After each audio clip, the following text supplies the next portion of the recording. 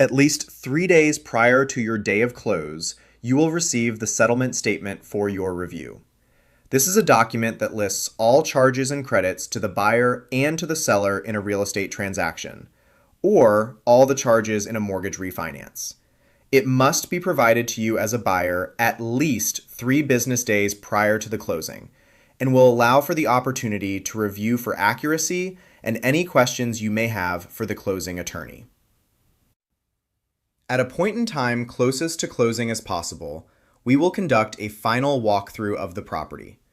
Typically, this takes place the morning of.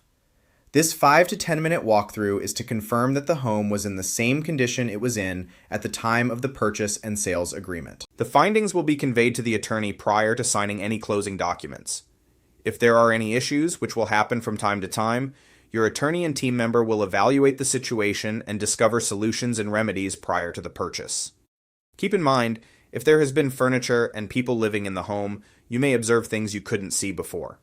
A couch could have been blocking a crack in a wall, for example. This type of finding will not likely translate to any sort of remedy at the closing table. If you were unable to turn on a faucet you knew was working previously at the time of inspection, there may be a remedy to that situation. Once the closing takes place, the likelihood of holding anyone accountable for future issues is next to zero. Signing the mortgage can be tiring, but isn't as long as many buyers suspect.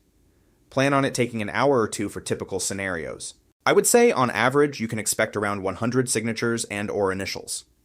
You can use this time to ask your attorney any last-minute questions regarding specific documents or obligations.